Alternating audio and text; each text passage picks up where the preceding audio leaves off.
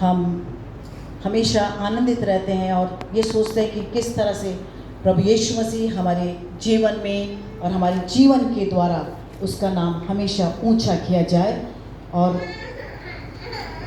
यहाँ से प्रचार करना एक बात है और प्रतिदिन यीशु मसीह के बारे में बताना भी एक बात है। और हमको हमेशा तैयार रहना चाहिए, तत्पर रहना चाहिए कि किस समय में हमको किसको हम यीशु मसीह के बारे में बता सकें, उसकी सेवा कर सकें। और उसकी सेवा करना, जब यीशु मसीह स्वर्ग पे उठाए जा रहे थे, मेरा टॉपिक नहीं है लेकिन परमेश्वर की आत्मा बुलवा रही है तो मैं बोल रही हूँ, तो प्रभु यीशु मसीह ने कहा जाओ, और उनको बोला जिन्होंने यीशु मसीह को ग्रहण किया, जिन्होंने पानी का बपतिस्मा लिया, और उसके बाद वो सुसमाचार सुनाने लगे। और तब यीशु मसीह ने अपनी आखिरी आज्ञा दी, अब मैं उठाया जा रहा हूँ, तुम क्या करो, सारे जगत में जाकर सुसमाचार प्रचार करो। तो डायरेक्टली और इनडायरेक्टली हमारा सौभाग्य है। प्रभु यीशु मसीह के नाम की स्तुति हो। इस समय के लिए आज सुबह मैं एक कहानी से, और कहानी के पहला भाग, फिर थोड़ा सा मैं बीच में उसको रोक कर उसको बताऊंगी, और उसके बाद मैं उस बात को अंत करूंगी और एक दूसरे एग्जाम्पल के साथ मैं आज सुबह आपके सामने प्रस्तुत करना चाहती हूँ। बाइबल में एक अच्छा सा चरित्र है और वो है अय्यूब, जोब इंग्लिश में, और इसमें 42 अध्याय हैं। कहानी इस प्रकार से है, और हम सब जानते हैं कि एक उच्च देश में एक व्यक्ति रहता था जिसका नाम अय्यूब था। और अय्यूब जो था, परमेश्वर का उसके 4 गुण बाइबल में लिखे हुए हैं और हम जल्दी से उसको सीखेंगे। वो सीधा था, पहली बात। दूसरी बात, खरा था, परमेश्वर का भय मानने वाला और बुराई से परे रहने वाला वो व्यक्ति था। और उसके बारे में लिखा हुआ है, वो उस देश में रहता था। यदि हम आज की तारीख में देखें तो सऊदी अरेबिया को हम बोल सकते हैं कि वो सऊदी अरेबिया का उच्च एक पार्ट था। और लिखा हुआ पूर्वियों में वो धनी था, कोई बात की कमी नहीं थी। उसके 10 बच्चे थे, 7 बेटे और 3 बेटियां थी, और उसके पास जानवर थे, मतलब धनाढ्य व्यक्ति था। और ऐसे करते करते उसकी कुछ और क्वालिटी ये है कि वो सुबह उठता, प्रति भोर उठता और अपने बच्चों के लिए परमेश्वर के सामने होम बलि चढ़ाता था, जिसको आज की तारीख में हम बोलेंगे वो प्रार्थना करता। और लिखा हुआ भोर को, अर्ली इन द मॉर्निंग, भोर 1 बजे से हमारा मॉर्निंग शुरू हो जाता है, सब जानते हैं, 1 2 3 4, तो जो भोर 12 बजे तक हमारा दोपहर होता है, इसका मतलब वो सुबह उसका टाइमिंग 5 बजे, 4 बजे, 4:30 बजे का टाइम। और मालूम वो क्यों करता था, प्रति भोर को उनको क्यों उनके लिए बलिदान चढ़ाता था? वो इसलिए करता था कि कदाचित मेरे बच्चों ने कोई पाप किया हो तो वो पापों को वहां लेकर आता था और उनके चारों तरफ, अपनी संपत्ति के चारों तरफ, अपने बच्चों के चारों तरफ वो बाड़ा बांधता था। क्योंकि जब शैतान से उसकी परीक्षा हुई तो उसने इस प्रकार से बोला, और इस तरह से प्रति भोर वो परमेश्वर की उपस्थिति में जाकर अपनी सारी चीज़ों के ऊपर परमेश्वर का अनुग्रह मांगता था, बच्चों के ऊपर अपना अनुग्रह मांगता था। और ऐसे करते करते वो अपनी जिंदगी बिताता था। नाम था अय्यूब। और जब वो ऐसे कर रहा था, एक दिन अचानक कुछ हुआ। अचानक एक दूत आया, उसने संदेश दिया, तेरे जानवर मर गए। दूसरा आया, तेरे पर कुछ आक्रमण हो गया। तीसरा आया, तेरे बैल खेतों में खेती बाड़ी कर रहे थे, वो मर गए। और जो चौथा समाचार आया वो इतना भयानक था कि तेरे बच्चे मर गए हैं। और बच्चे बड़े भाई के घर में इकट्ठा थे, और बड़े भाई के घर में, क्योंकि उनके घर में एक ये बात थी कि वो भाई बहन इकट्ठा होते थे, खाना पीना करते थे, पार्टी करते थे, आज की तारीख में बोले तो। चौथा जो था वो इस प्रकार से था कि वो पार्टी कर रहे थे और अचानक एक तूफान आया, और तूफान, एक कैलेमिटी आई और उनका घर तूफान में चला गया और सारे बच्चे मर गए, एक भी नहीं बचा। और एक सेवक बताने के लिए आया है। अब एक आदमी, एक पुरुष को परमेश्वर ने इस दुनिया में इसलिए रखा हुआ है कि वो पुरुष एक परिवार बनाए, शादी करे, बच्चे हों और फिर जनरेशन बढ़ती है।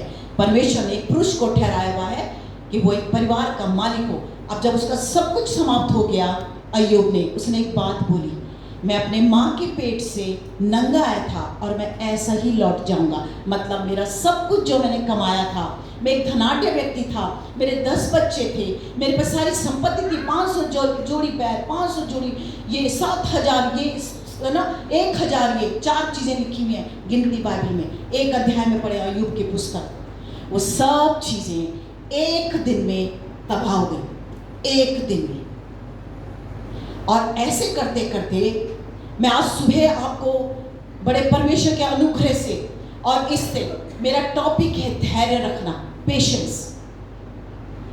एक दिन में ऐसा समाचार आना कि सब कुछ नाश हो जाए, एक कहानी का अंत हो गया।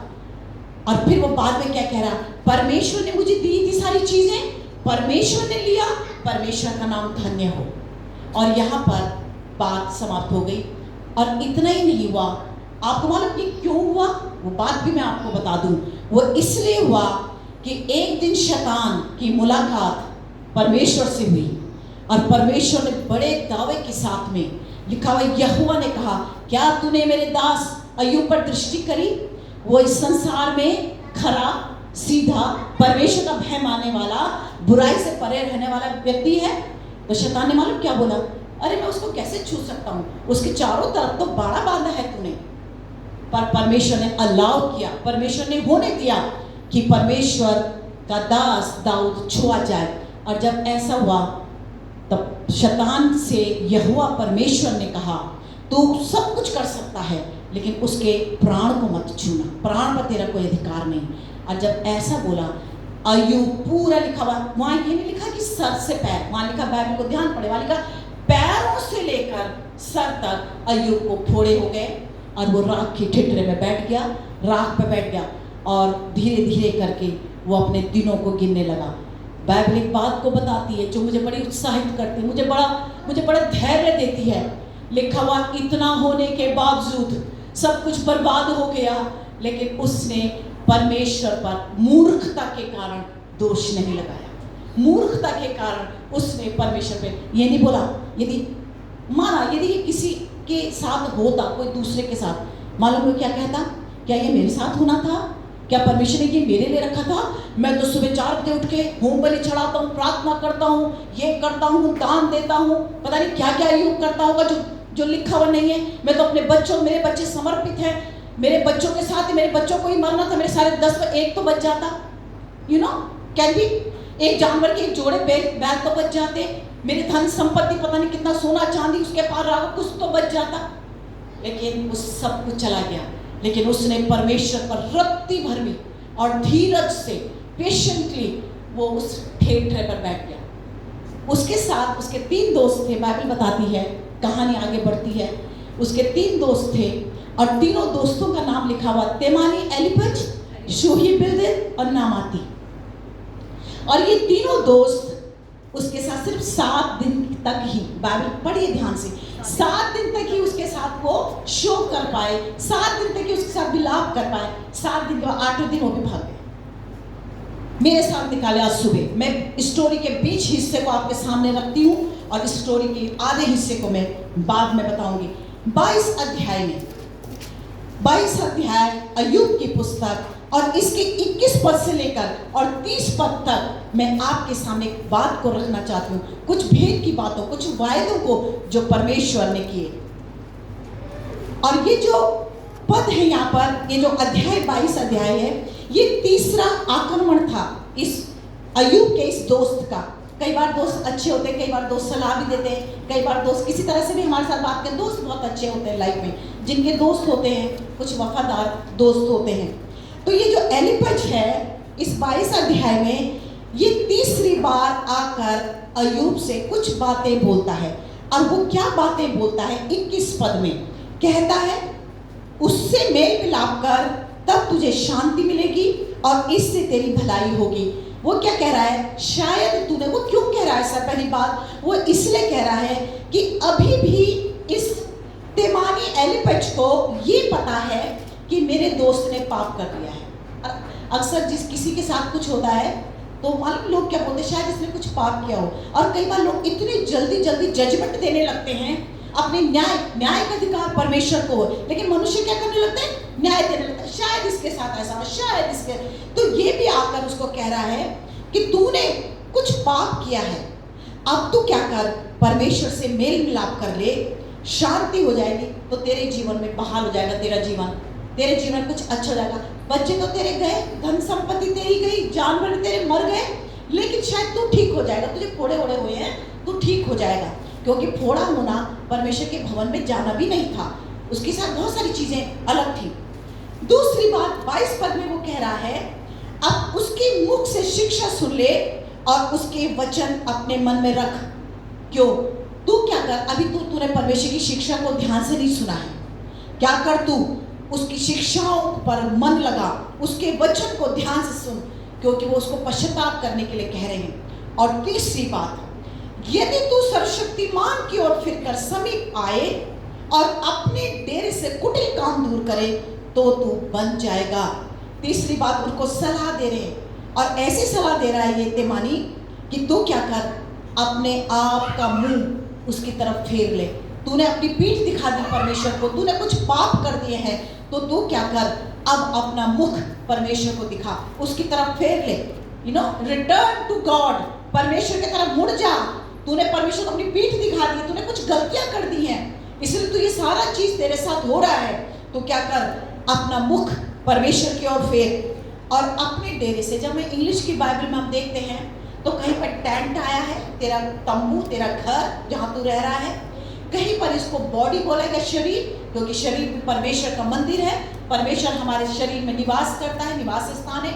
इसलिए हम कहते हैं कि परमेश्वर को सारी कुटिलताओं को हमारे अपने मन से दूर करने हमने, तो वो कह रहा है इसको दूर कर, तो तू क्या हो जाएगा, तू बहाल हो जाएगा, तू रेस्टोर हो जाएगी, तेरी पुनर्स्थापना हो जाएगी, जो तूने खो दिया है वो तुझे मिल जाएगा।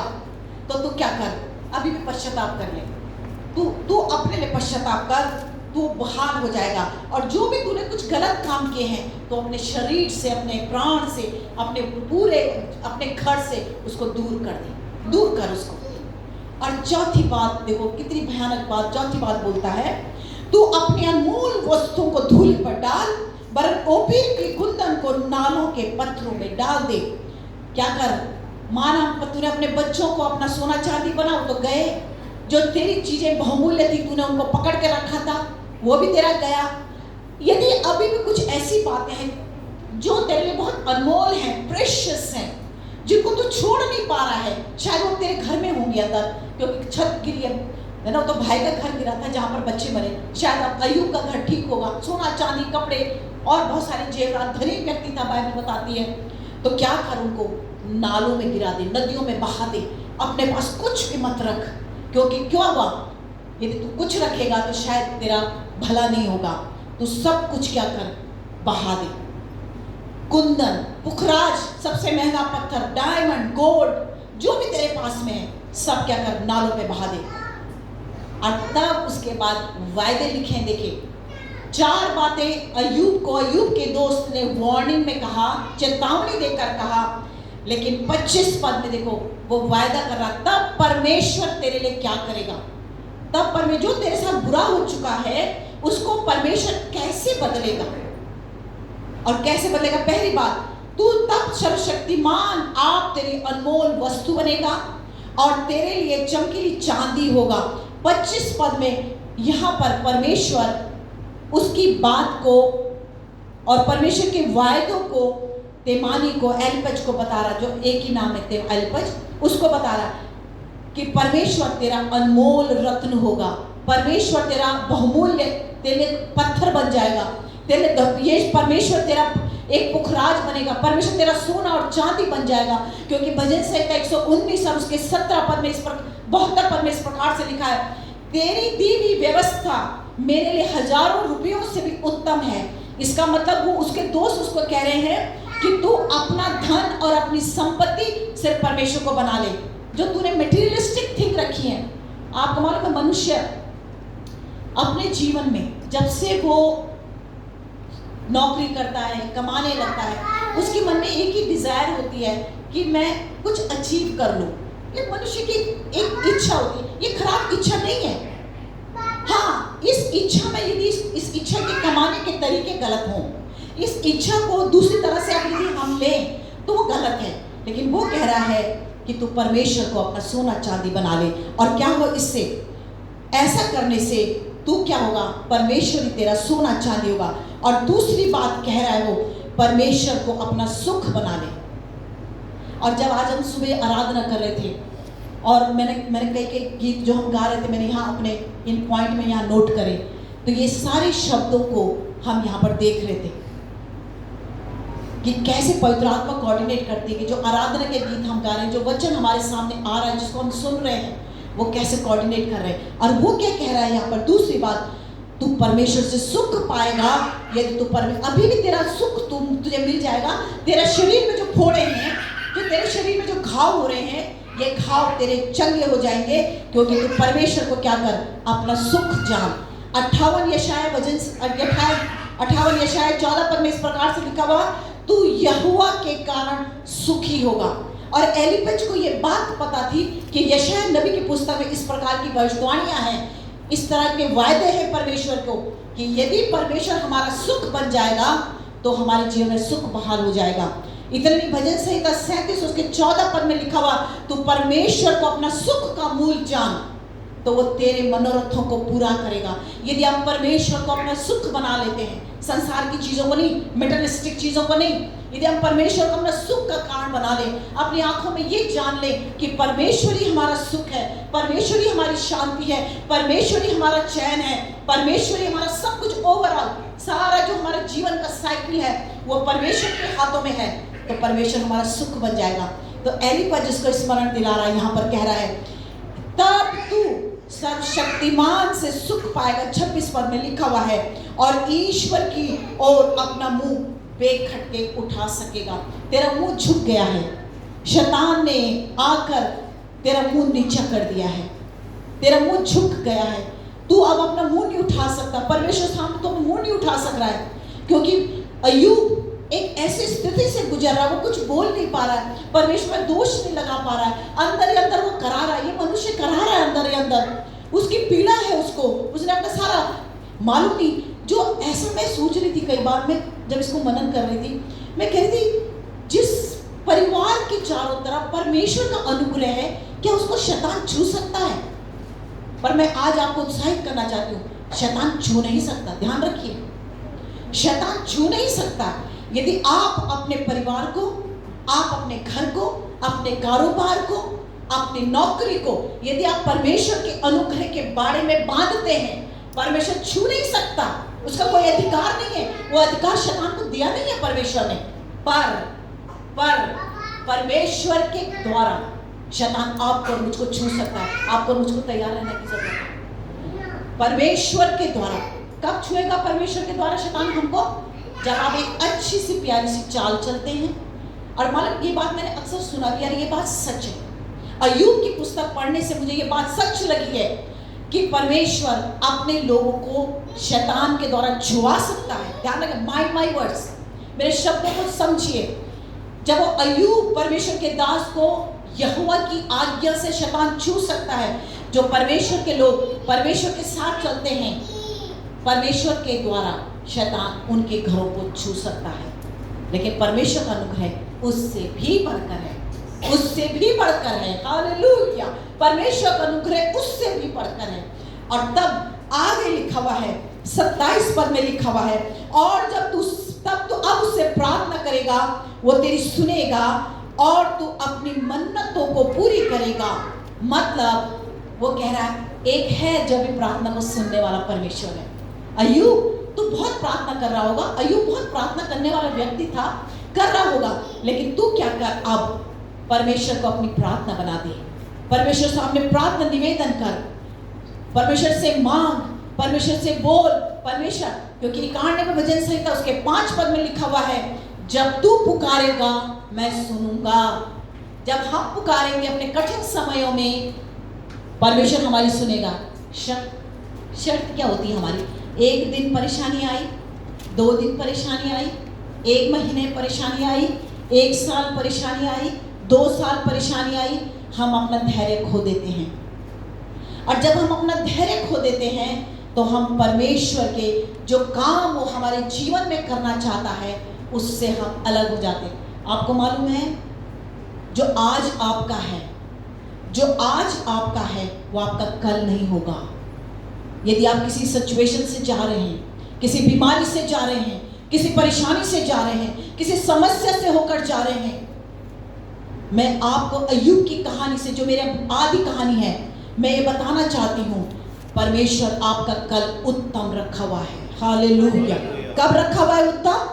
जब परमेश्वर के बाड़ी के अंदर आप होंगे, जब परमेश्वर के चारों तरफ परमेश्वर ने आपका बाड़ा बांधा होगा, तब परमेश्वर की ताकतें आज से कल आपको उत्तम देगा। क्योंकि बाइबल में लिखा हुआ उत्तम से उत्तम गेहूं खिलाने वाला परमेश्वर है, उत्तम से उत्तम बातों को करने वाला। इंसान क्या करता है? हमारे भूतकाल को चिल्ला चिल्ला कर बोलता है। इंसान की फितरत क्या है? वो हमारे पास्ट को, जब हमारा वर्तमान भी अच्छा हो जाए और हमारा भविष्य भी अच्छा हो जाए, तब भी लोग क्या करते हैं? हमारे भूतकाल को बहुत बोलते हैं, बहुत बोलते हैं। लेकिन परमेश्वर कहता है भूतकाल गया, भूतकाल की कोई कहानी नहीं है तेरी। तेरा भूतकाल मैंने मिटा दिया, मैंने तेरे अपराधों को पीठ के पीछे फेंक दिया, मैंने तेरी सारी बातों को पीठ के पीछे फेंक दिया। अब मैं तेरा एक नया दिल करने वाला हूँ, मैं पुरानी चीजों को नहीं देखता। यदि आप परमेश्वर के वचन को आज समझ रहे हैं, आप सुन रहे हैं कि अय्यूब कैसी स्थिति से निकल कर कह रहा है, तो वो कह रहा है मैं तेरा कल सुंदर बनाने वाला परमेश्वर हूँ। मैं तेरे कल को ब्यूटीफुल बनाऊंगा, जो तुमने सोचा भी नहीं है वो मैं करने वाला परमेश्वर हूँ। और वो यहाँ पर कह रहा है तू क्या प्रार्थना कर, मैं तेरी प्रार्थना को सुनूंगा, और उसके आगे जो बात तू ठाने वह तुझसे बन पड़ेगी और तेरे मार्गों में प्रकाश रहेगा। जो अंधकार तेरे जीवन में आएगा, मैं तुझसे वादा करता हूँ। हैं? अय्यूब से उसका दोस्त कह रहा है कि तू परमेश्वर को अपने सम्मुख रखेगा, वो तेरा प्रकाश बनेगा और सारा अंधकार जो तेरे जीवन में है वो चला जाएगा। और तब लिखा होता चाहे तू कहे दुर्भाग्य, तो भी क्या होगा? सौभाग्य। आपको अपने मुंह से दुर्भाग्य वर्ड यूज नहीं करना, दुर्भाग्य हमारा नहीं है। इंग्लिश की बाइबल में लिखा है कि we should not feel low. उसके टिप्पणी में भी देख लीजिए, नीचे लिखा हुआ अपने आप को नीचे नहीं करना है, क्योंकि शैतान हमें नीचे करता है लेकिन परमेश्वर हमें ऊंचा करता है। हमको क्या कहना है इस सिचुएशन में भी? कि मेरा सौभाग्य होगा, मेरा भाग्य का निर्माता परमेश्वर है, जिसने मुझे इस संसार में भेजा है वो मेरा सब कुछ करने वाला परमेश्वर है। तब भी तू क्या कहे? कि मेरा सौभाग्य होगा और तू अपने आप को बचा पाएगा। और आखिरी पद जो यहाँ पर लिखा हुआ है, मैं तेरा छुड़ाने वाला परमेश्वर हूँ। परमेश्वर छुड़ाता है, परमेश्वर हमें जीवन देता है, वो हमारी ज्योति बनता है। वो पश्चाताप करने के लिए कह रहा है, लेकिन वो परमेश्वर का वायदों को स्मरण दिला रहा है। वो कह रहा है तुझको मैं ऊंचे ऊंचे स्थानों पर ले जाऊंगा, मैं तुझे छुड़ाने वाला मैं परमेश्वर हूँ। 91 में भजन संहिता में लिखा हुआ जिसने मुझसे स्नेह किया है मैं उसको क्या करूंगा? छुड़ाऊंगा। ये शर्त है, ये शर्त है परमेश्वर की। यदि आप परमेश्वर से प्रेम करते हैं, यदि आप परमेश्वर से प्रार्थना करते हैं, मुझे बड़ा दुख होता है और हर एक इतवार में पास्टर जी अनाउंसमेंट करते हैं, टाइम पर आइए, परमेश्वर को समय दीजिए। कई बार एक टाइम होता है हमारा 6 बजे जूम मीटिंग में, ऑनलाइन मीटिंग में, 7:30 बजे हमारी बहनों की प्रार्थना में, लेकिन हम उस समय को भूल जाते हैं, वो समय हम नज़रअंदाज करते हैं। तो जब अभी हम परमेश्वर को समय भी देख सकते हैं, जब हम मुझे बहुत साल पहले परमेश्वर ने एक बात बताई थी और मैं जब मुझे समय मिलता था भजन संहिता यहाँ से एग्जॉल्टर, मैंने बताई इस बात को। भाई विशाल यहाँ बैठे हैं, इनके एक दोस्त थे, बॉडी बिल्डर था बिजनौर का, बहुत फेमस बॉडी बिल्डर था। एक ही बार अस्पताल गया, वापस नहीं आया। उनको पता है, आवाज़ जब ये मेडिकल कॉलोनी में रहते तब की बात है। उन दिनों बाद इस बात को सोचने लगी और मैं बहुत तब परमेश्वर ने एक और बात मुझको बताई कि जिनका समय परमेश्वर की उपस्थिति में बीतता है। कभी अय्यूब ने ये नहीं सोचा होगा कि मुझे इतने साल मुझे ठिठ्ठर पे बैठा, मुझे बाइबल नहीं बताती कितना साल उसको ठिठ्ठर पे रात के ऊपर बैठा, पर वो जितने साल उस रात के ऊपर बैठा उतने साल वो परमेश्वर की आराधना उपासना करना उसने नहीं छोड़ा, उतने साल उसने उस धैर्य को नहीं छोड़ा। क्या मालूम, उसको मालूम नहीं था कि मेरे साथ, आपको मालूम अय्यूब जब अब उसके सारे संतानें मर चुकी हैं, जब उसके साथ सब तबाही हो चुकी है, क्या अय्यूब को पता था कि परमेश्वर उसको लौटाएगा? आप मुझे बता दीजिए। पर क्या हुआ? आपको मैं आज इस कहानी का आधा हिस्सा जो 22 पद मैं बता रही हूँ, ये कहानी यहाँ पर खत्म नहीं होती, ये कहानी आगे बढ़ती है और ये कहानी 42 अय्यूब के आखिरी अध्याय में वहां तक जाती है। और वहां पर इस प्रकार लिखा हुआ है कि तब, इससे पहले कि हम वहां जाएं, इससे पहले अय्यूब ने क्या जवाब दिया मालूम अपने दोस्त को? 23 में, इस 23 के 1 पद में लिखा हुआ है यहाँ पर, भला होता कि मैं जानता कि वो कहाँ मिल सकता, तब मैं उसके विराजने के स्थान पर चला जाता।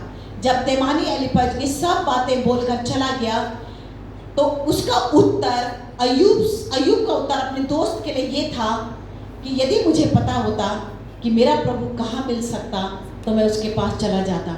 मालूम उसको क्या लग रहा था अय्यूब को? कि मेरा परमेश्वर ने मुझको छोड़ दिया है, मेरा परमेश्वर मेरे सामने से कभी कभी हमारे घरों में भी ये स्थिति आती है, हमें लगता है कि हमारे परमेश्वर ने हमको छोड़ दिया, लेकिन परमेश्वर ने उसको छोड़ा नहीं था। वो ये सेंटेंस क्यों बोल रहा है? क्योंकि जब कभी भी लोग बीमार होते थे तो वो परमेश्वर की आराधना उपासना भवन में जाके नहीं कर सकते थे। तो ये भी ये सोच रहा है कि यदि मैं मिल पाता परमेश्वर से तो मैं परमेश्वर से कहता, प्रभु तो मुझ पर आप दया कर दे, मुझको संभाल ले।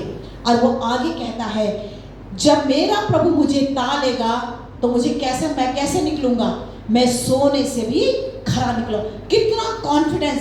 बीमार है, खोड़ों में है, करहा रहा है, बीवी ने छोड़ दिया, दोस्तों ने छोड़ दिया, लेकिन एक परमेश्वर के ऊपर उसका एक कॉन्फिडेंस देखे, एक उसका मन, दृढ़ मन देखे, उसने 2 बातों का उत्तर दिया जो बड़ी सॉलिड बात दी। यदि मैं परमेश्वर के पास जा पाता तो मैं उसको अपना मुख दिखा पाता, और दूसरी बात, यदि वो मुझे तालेगा तो मैं सोने के समान खरा निकलूंगा। क्या आप जिस सिचुएशन से जा रहे हैं, क्या आपका भरोसा है आज सुबह कि मैं परमेश्वर को कोई लान तान नहीं करूंगा, मैं मूर्खता से यीशु पर, परमेश्वर पर कोई बात नहीं बोलूंगा, कोई उस पर दोष नहीं लगाऊंगा, मेरा परमेश्वर मुझे तालेगा तो मेरा प्रभु के लिए मैं खरा निकलूंगा? क्या बोल सकते हैं आज सुबह? मैं बताऊं, मैं ये बीच में क्यों रोका आपको? मैंने इसलिए रोका कि कई बार हमको एक छोटे छोटे प्रोग्राम्स के लिए जो चर्च के होते हैं, आराधना का दिन होता है, क्या हमने क्या हमने दृढ़ता से अपने लिए लिया, या हमने घर में कोई निश्चित समय अपना लिया कि हम परमेश्वर की उपस्थिति में बैठेंगे?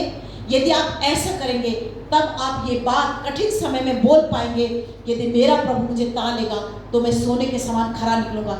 ये आपका और परमेश्वर का संबंध होगा, ये आपका और परमेश्वर के बीच का रिश्ता होगा जो आपको ये बोलने के लिए मजबूर करेगा कि मेरा परमेश्वर जब मुझको देखेगा, मैं यहाँ पर हूँ, मैं यहाँ बैठी हूँ, मैं यहाँ बैठा हूँ, तब परमेश्वर मेरे जीवन में बड़े बड़े चमत्कार करेगा। कहानी आगे बढ़ती है और एक दिन ऐसा हुआ कि परमेश्वर का दूत अय्यूब के पास आया और अय्यूब से कहने लगा, अब मैं तुझे आशीष दूंगा, तुझे परमेश्वर आप तेरे दुखों के ऊपर दृष्टि करेगा। और बाइबल बताती है अय्यूब के पुस्तक उसके 42वें अध्याय में परमेश्वर ने अय्यूब को सब कुछ लौटा दिया। जो उसके जानवर थे, जो 500 थे वो 1000 हो गए, जो 7000 थे वो 14000 हो गए, उसकी जो सारे जो बच्चे थे मर गए, वो बच्चे परमेश्वर उसको लौटा दिए। और लौटाने के बाद परमेश्वर, बाइबल बताती है कि जब उसने अपने तीनों दोस्तों के लिए प्रार्थना करी, परमेश्वर ने उनको क्षमा किया। और एक बात और बाइबल बताती है जो बड़ी खूबसूरत है कि उस देश में अय्यूब की बेटियों के समान सुंदर कोई नहीं था। आप देख रहे हैं ब्लेसिंग, ये कब हुआ? जब अय्यूब धैर्य रखकर, परमेश्वर को कोई दोष न लगाकर, उन दुख के समय, उस पीड़ा में, फोड़ों के पीड़ा में, उस जगह पर बैठकर अपनी पत्नी की नहीं सुन रहा, दोस्तों की नहीं सुन रहा, पर परमेश्वर भरोसा रखकर अपना जीवन बिता रहा है। क्या हुआ उसके जीवन में? सब कुछ परमेश्वर ने लौटा दिया। और बाइबल बताती है दूना लौटा दिया। इसलिए मैं बोल रही हूँ, हमारा पास्ट कितना भी खराब हो, हमारा वर्तमान कितना भी खराब हो, हमारा भविष्य उज्जवल है। ये सिर्फ पेपरों में नहीं लिखती, मैं कई बार करेक्टर सर्टिफिकेट बनाती हूँ, उसका करेक्टर सर्टिफिकेट लास्ट लाइन लिखती हूँ कंडक्ट में, इसका भविष्य उज्जवल हो। हमारा भविष्य किसी पेन के द्वारा लिखे जाने पर नहीं है। हमारा भरोसा, हमारा भविष्य हमारे परमेश्वर के हाथों में है। हमारा भरोसा सिर्फ परमेश्वर पे होना चाहिए कि जो कुछ हमने खोया है, यदि हमने हेल्थ खोई है, आप कुछ काम नहीं कर पा रहे हैं, आपने अपने साथ गंवा दिए किसी कारण, यदि आपने अपने कोई और चीजें गंवा दी, पैसा गंवा दिया, कोई और चीज गंवा दी, परमेश्वर फेरने वाला परमेश्वर है। और बाइबल बताती है दुगना लौटाने वाला परमेश्वर है। वो पहले से अच्छा देने वाला परमेश्वर है। जो पहले दिया उससे अच्छा देने वाला परमेश्वर है। कब देगा? लेकिन तब नहीं देगा जब हम मोबाइल पर रहेंगे पूरे टाइम। ध्यान रखिए, यदि हम मोबाइल पर रहेंगे तो तब नहीं देगा प्रभु। ध्यान रखिएगा, परमेश्वर का समय किसी और जगह पर देंगे तब नहीं करेगा। बाइबल पढ़ने का समय बाइबल नहीं पढ़ी तब नहीं करेगा।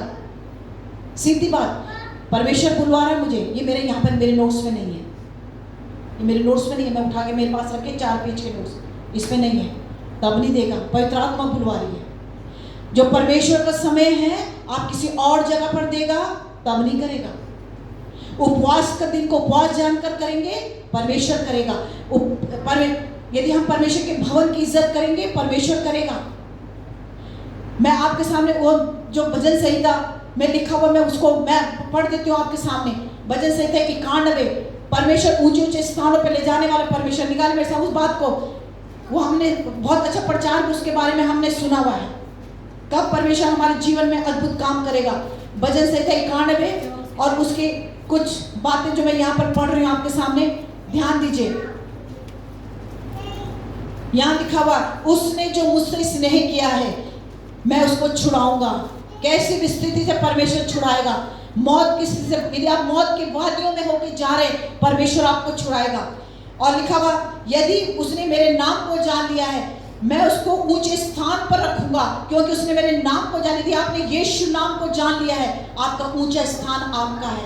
कोई आपको ऊंचे स्थान से आपको ले जाने से रोक नहीं सकता। बाइबल लिखा है, नम्र बनो तो वो तुम्हें शिरोमणि करेगा। ये बाइबल का वादा है। अभी मैं एक परमेश्वर के दास को सुन रही थी कि वो कह रहे थे, बाइबल में लिखा हुआ 365 बार डरो मत डरो मत डरो मत, लेकिन हम डरते हैं। बाइबल में लिखा हुआ है 100 बार चिंता मत करो, मैं तुम्हारा परमेश्वर हूं। तो हम उस बात में चिंता ही करते चलते, अपनी जिंदगी चिंता में ही गवा देते। हम डर से जी के कि अरे मेरे साथ क्या हो रहा है, अरे क्या होगा, ऐसे करके हम डर में जिंदगी बिता देते हैं।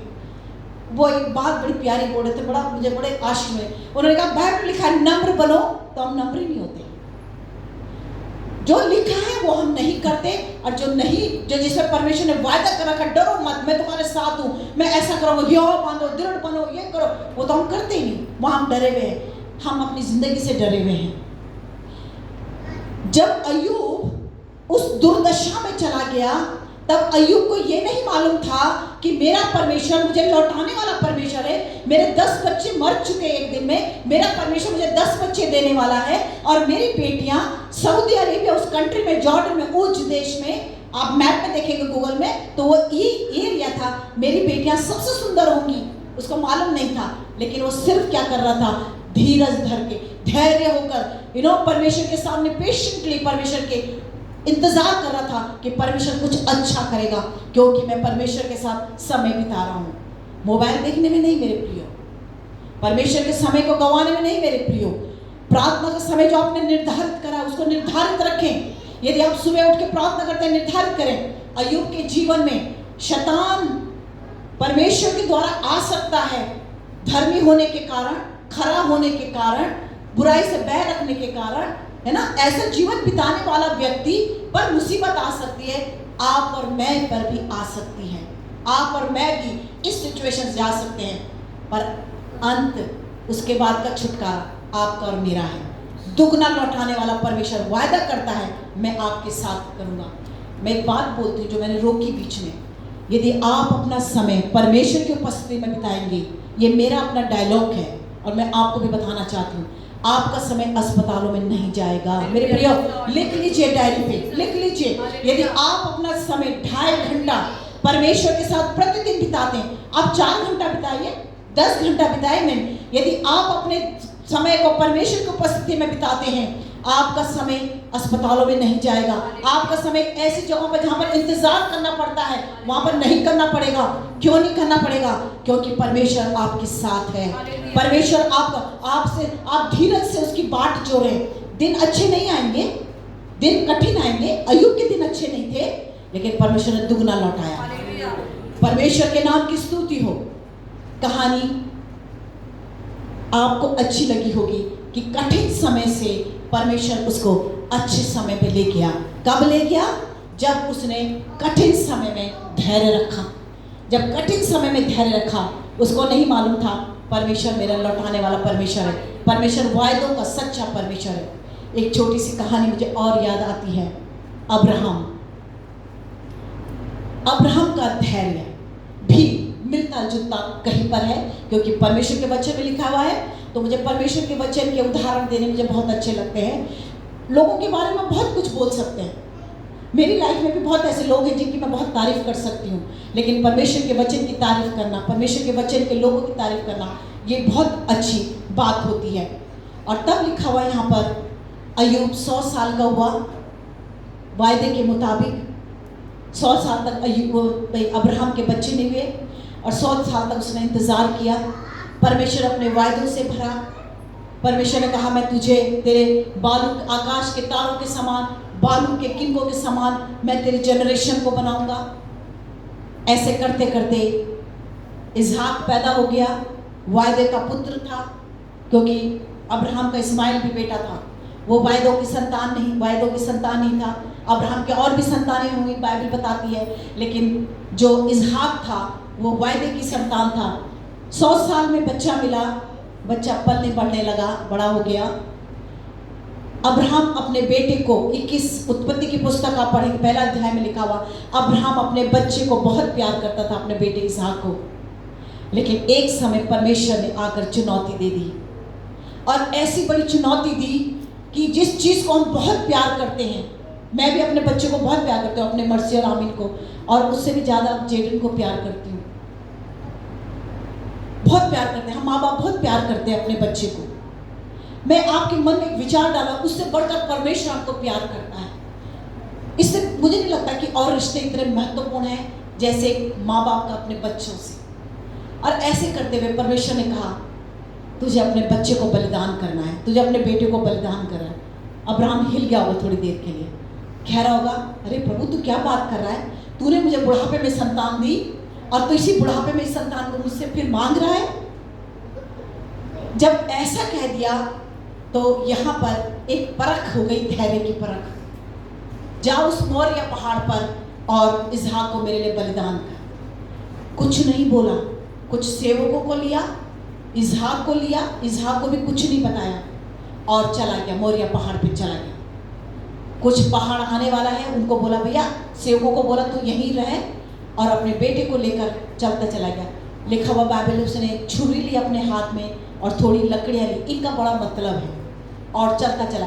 अब्राहम को कुछ भी नहीं मालूम था कि अब जब मेरा बेटा बलिदान हो जाएगा, वायदे की संतान है, इसके बाद क्या परमेश्वर मुझे मेरा बेटा लौटाएगा, नहीं मालूम था। ध्यान रखिए, जब हम कठिन समय में जा रहे हैं, आपको मुझको पता नहीं है कि इसका रिजल्ट क्या होने वाला, इसके कॉन्सिक्वेंसेस क्या होने वाले।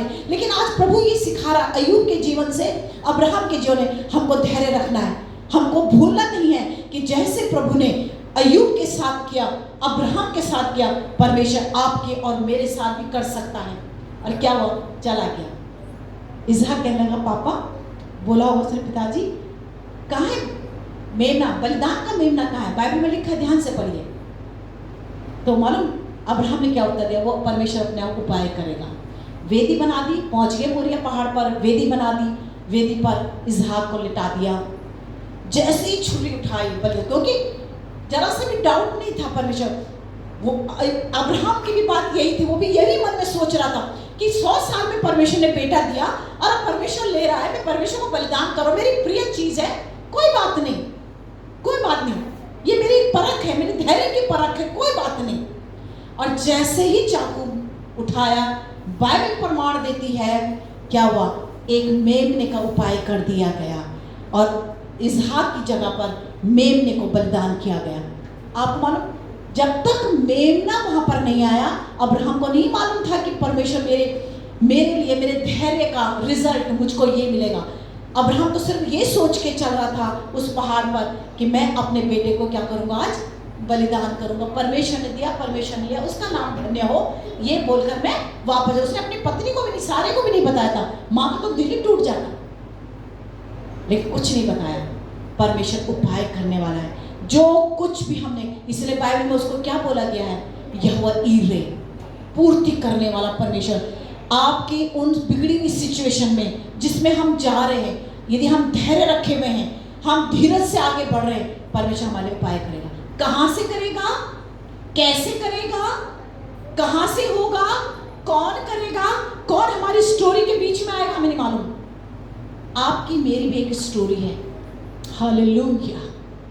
आपकी मेरी भी एक कहानी है, मैं एस्तर की भी एक कहानी है, हमारी कहानी भी लिखी जा रही है। मेरे बारे में कि 1969 में एस्तर एक लड़की पैदा हुई, माँ बाप का नाम ये है, इसने 1983 में अपना जीवन प्रभु यीशु मसीह को दिया।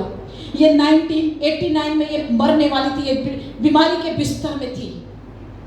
परमेश्वर ने इसको 3 दिन के बाद वायदा किया, जैसे तू, मैं जमीन के नीचे नहीं रहा, मैं कब्र में नहीं रहा, तू इस अस्पताल में नहीं रहेगी। परमेश्वर ने मेरे जीवन में एक कहानी लिख दी।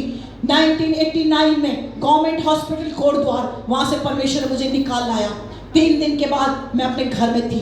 1 महीने के बाद मेरा ब्लड 12 ग्राम था और आज मैं आपके सामने खड़ी हूँ। मुझे नहीं मालूम था 1993 से लेकर और आज तक मैं DDPS में नौकरी करूंगी और परमेश्वर मुझे वहाँ का प्रिंसिपल बनाएगा जूनियर स्कूल का, मुझे कभी नहीं मालूम था। परमेश्वर मुझे कैसे कैसे निकाल के लाएगा, मुझे नहीं मालूम था। परमेश्वर ने आपकी कहानी भी लिखी है, जैसे अय्यूब की कहानी हमने पढ़ी, अब्राहम की हमने कहानी पढ़ी। आज अब्राहम क्या है, हम सब विश्वासियों का पिता कहलाया जाता है। जितने लोग इस पृथ्वी का, परमेश्वर अपने वायदे में झूठा परमेश्वर नहीं है कि मैं तेरे संतानों के बालों के, आकाश के तारों के बालों के किनकों के समान बनाऊंगा। परमेश्वर झूठा नहीं है। परमेश्वर ने इसहाक को जिंदा रखा, इसहाक की पीढ़ियां हुई, लेकिन उससे बढ़कर जो विश्वासी लोग हैं इस पृथ्वी के ऊपर, वो भी, ये जो आकाश के तारे और जमीन के हैं, इनके 2 मतलब हैं, आत्मिक संतानी और शारीरिक संतानी। परमेश्वर ने अपने वायदे में अय्यूब को बनाया। आज प्रभु आपकी मेरी कहानी भी लिख रहा है। क्या आप उस कहानी में, उस किरदार में जो आप इस पृथ्वी पर निभा रहे हैं, क्या उस कहानी में परमेश्वर हमारे साथ है? क्या परमेश्वर हमारे साथ चल रहा है उस कहानी के अंदर है? क्या जब परमेश्वर हमें अपनी कसौटी में कस रहा है, अच्छे दिन देता है, खराब दिन देता है, कभी बीमार रहते हैं, कभी कुछ रहता है, परमेश्वर के साथ क्या हम अपनी जिंदगी उस तरह से बिता रहे हैं कि परमेश्वर हमारी रक्षा करे? बाइबल में लिखा हुआ यूसुफ जब उस परेशानी के दिनों में जा रहा था, परमेश्वर, बाइबल बताती है, वो उसे अपनी कसौटी पे कस रहा था। कई रातें आपकी आंसू वाली हो सकती हैं, कई दिन आपके दुख भरे हो सकते हैं, कई बार आपको बड़ा पीड़ा हो सकती है। धीरज धरें, धैर्य रखें। परमेश्वर आपकी कहानी को बदलने वाला है। परमेश्वर आपके दिनों को बदलने वाला है। परमेश्वर आपके लिए कुछ अद्भुत करने जा रहा है। परमेश्वर आपके लिए, परमेश्वर एक अद्भुत रखा हुआ है, क्योंकि परमेश्वर पिछले से, अय्यूब के 42 अध्याय में लिखा हुआ है, अय्यूब के लिए परमेश्वर कहता है, तेरे पिछले दिनों से तेरे अगले दिन अच्छे होंगे। Hallelujah, hallelujah. क्या आप विश्वास करते हैं कि आज के पहले के दिन हमारे शायद खराब होंगे, लेकिन परमेश्वर आगे वाले दिनों को, आप नौकरी का इंतजार कर रहे हैं, आप एक अच्छी शादी के लिए इंतजार कर रहे हैं, आप कुछ सॉल्यूशन का इंतजार कर रहे हैं, आप अपने शरीर में चंगाई का इंतजार कर रहे हैं, आप किसी बीमारी से आज सुबह ग्रसित हैं, आपके घर में कुछ बन नहीं पड़ रहा है, अशांत है, बिजनेस आप जैसा चाहते वैसे चल नहीं पा रहा है, कुछ चीजें घर में शांति की ओर ले जा रही हैं, कुछ खोया है जो होना है। परमेश्वर कह रहा है सुबह, मैं फेरने वाला परमेश्वर हूँ, धैर्य रखें, मैं फेरने वाला परमेश्वर हूँ, पिछले से मैं अगले में उत्तम करने वाला परमेश्वर हूँ। इतना ही नहीं, मैं दुगना लौटाने वाला परमेश्वर हूँ। जो आपने खोया उसका दुगना दूंगा। यदि आपने हेल्थ खोई है तो अच्छी हेल्थ आपको मिलेगी, पैसा खोया है वो मिलेगा, आपने बिजनेस में कुछ लॉस किया है वो बढ़ती के साथ आएगा, क्योंकि परमेश्वर हमें सर बनाता है, पूंछ नहीं बनाता। उसका वायदा है वो हमें ऊंचे स्थानों पे लिए चलता है, वो हमें कभी नीचे के स्थानों में नहीं रहता। यदि नीचे के स्थानों में यदि हम रहते मेरे प्रियो, तो हो सकता है कहीं हमारी कमी और घटिया है, लेकिन परमेश्वर हमें हमेशा ऊंचे ऊंचे स्थानों पे ले जाने वाला परमेश्वर है। ये परमेश्वर का वचन कहता है, यदि तुम मुझे अपने पास लेकर, मैं तुम्हें क्या करूँ, मैं भी तुम्हारे निकट आऊंगा, मैं तुम्हें ऊंचे ऊंचे स्थानों पे लिए चलूंगा। परमेश्वर हमारा लौटाने वाला परमेश्वर है। वो हमारी अच्छी सी, हमारी खूबसूरत सी कहानी को लिख रहा है, वो बैठा हुआ है। इतना ही नहीं, एक दिन आएगा जब हमें संसार के दुखों से होकर, परमेश्वर प्रकाशित वाक्य की पुस्तक में लिखा हुआ है, हम इस संसार के सफर को पूरा कर कर अपने यीशु के पास जाएंगे। यीशु हमारे सामने होगा। हम किसी का न्यायी ना बने, परमेश्वर हमारे न्यायी है। हम किसी के बारे में कुछ ना बोले, हम अपने बारे में कुछ ना बोले, हम शैतान को कोई मौका न दे कि हम अपने परमेश्वर के बारे में बोले। हम धीरज से उसका सामना करें, कहे प्रभु यीशु मसीह, मैं यहाँ पर हूँ प्रभु, मैं ऐसी दशा में हूँ प्रभु, मेरे कुछ चीज़ें हो नहीं पा रही, बन नहीं पा रही है प्रभु, मेरी सहायता कर। प्रभु स्वर्ग से उतरेगा मेरे प्रियो, प्रभु स्वर्ग से उतरेगा, आपको छुएगा। इसलिए तो हम कहते हैं प्रभु की उपस्थिति हमारे बीच में हो। इसलिए तो हम कहते हैं प्रभु तू हमारे बीच में जुम्बिश कर। वो ऐसी बात ही नहीं है बोलने के लिए कि 2 या 3 मेरे नाम से इकट्ठे होंगे, मैं उनके बीच में होगा। ये प्रभु करता है, ये प्रभु का वायदा है, वो करने वाला परमेश्वर है। आइए हम अपनी आंखों को बंद करें आज सुबह और कहें प्रभु यीशु मसीह, मैं अपना ध्यान तेरी ओर लगाना चाहता हूँ। आज सुबह मैं धैर्य रख कर तेरी बाट जोना चाहता हूँ।